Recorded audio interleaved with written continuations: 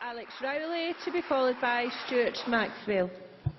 Presiding Officer, I only came into this Parliament in January this year, under circumstances certainly that I didn't want.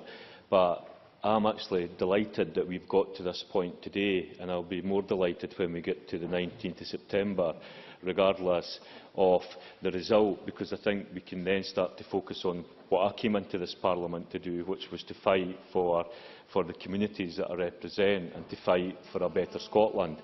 And I've found it very difficult to be able to do that over this last period of time, because the whole focus seems to have been on this referendum, regardless of your views on that. I certainly have never had any problem in terms of my identity. I was brought up a Fifer, and I've always been proud to be a Fifer. And I was brought up by my mum, who without having any type of label, I think it would be fair to describe as a socialist. She brought me up to believe that we had to fight for better opportunities for working people, and that working people had never got anything for nothing, and we had always had to fight for it. It would be fair to say that my mum was not keen on the Tories, and probably neither have I been. And that's the starting point for me in terms of looking at how we move forward and what's best in this debate.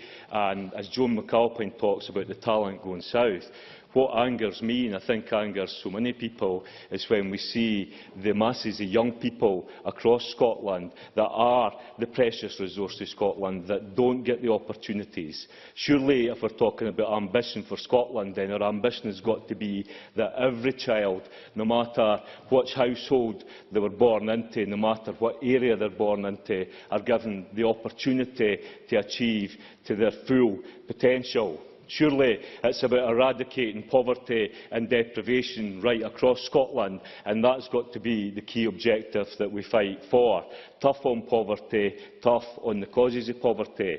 But when I look round about me and I examine the last 7 years of this current government, I do have to say that in Fife, in the last 2.5 years of a Labour administration, I've seen more direction, more policy and more political leadership towards tackling poverty, inequality and giving young people the opportunity than I actually have seen in the 7 years of the government led by Alex Salmond.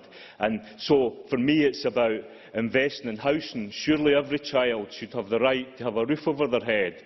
Yet we've seen over the last 7 years the monies that is coming into housing for local authorities actually being cut back.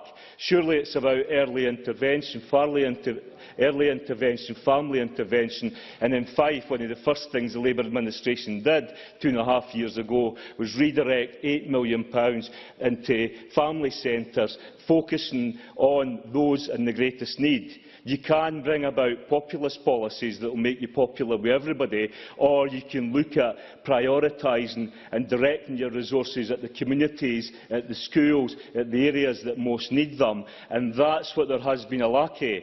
So when I think about this issue, I think about where best are we in terms of moving forward, and how best will we tackle the priorities for me. And I conclude that the way to do that is by pooling and sharing the resources across the United Kingdom, a strong Scottish Parliament here, where we actually use the powers that we have, because that's the other point that needs to be made. I have yet to see a whole range of powers that this Parliament currently has that we could be using to tackle inequality across Scotland actually being used at the present time. And tough on the causes of poverty.